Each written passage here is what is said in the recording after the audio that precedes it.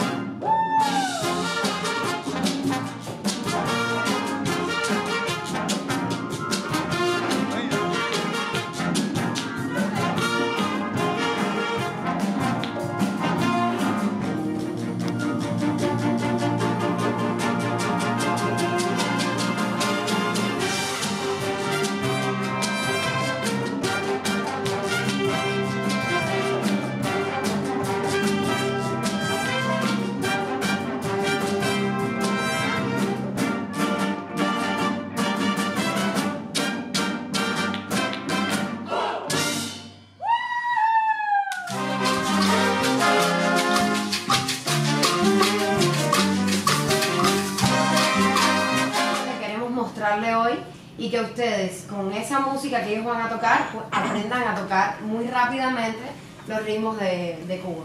And so she's going to teach you guys quickly how to play some of these Cuban rhythms, because I think one of the things that us as educators find is we like to purchase music from other cultures and we want to perform it, but to the best of our ability. But sometimes to the best of our ability lacks that culture, that knowledge, and that background. So how can we do the best job of presenting something that really sounds authentic? And so that's kind of the point of her workshop here today. So I bought something that is Cuban. We weren't doing it as authentic as possible, and just very simple things that she was able to add in terms of the rhythm, the accents, the flavor, all those things that she was able to help us bring it up to a higher level in a short time. Yes. Yes.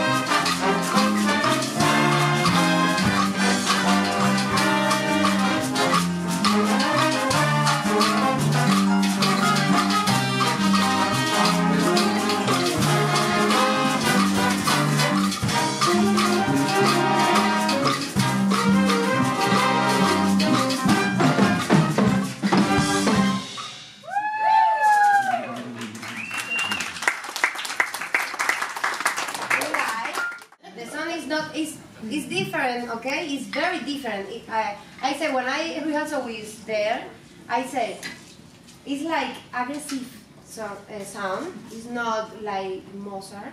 No play Mozart, please. Mozart. Now it's aggressive.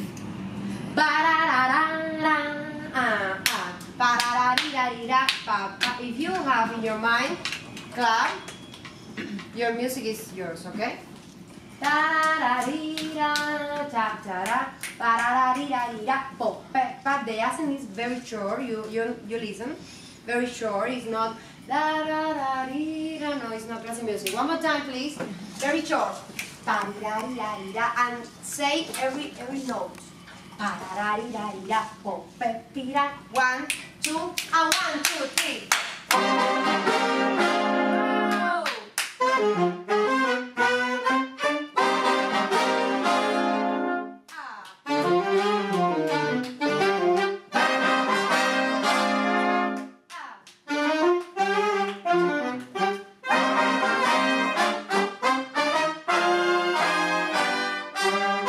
So she talked a lot about the rhythms, and so what she did with us with these rhythms, what we did exactly what you guys did.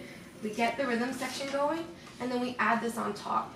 Everyone has to participate because what she's calling the clap is the clave. That's like the underlying rhythm of everything, and you should be able to, everyone should know how it goes, and then this fits on top. So we practiced that for a while. She's like, you have to do it until you can just feel it. You're not counting anymore. Okay, so right now we're all like counting and whatever, but after a while you just sink into it, and then you're ready to add the rest. So then when it came time to add the rest, she was like, well, you sound nice, but you don't sound Cuban. And we're like, well, we're not. What do we do? And so some of the things that she talked about was the overall vibe of Cuban music, which is what she was just saying. She's like, it's more aggressive, it's low to the ground, it's powerful, it's confident. So we were playing some nice little lines. We were playing what was on the page, but it was lacking a lot of flavor. And so that's what she's talking about. So everything punches way harder than you think it would. So it punches really hard, and you have to think it's like it's low to the ground. It's really like, it's like taking a bite out of like a steak or something, you know? It's like a meaty piece of music, and so they really kind of dug into that. And so she had said to us, it's all the same notes, nothing changes. You have everything you need right here, but it's the mindset, the accents, and the flavor that you're missing. And so that's what we're working on now.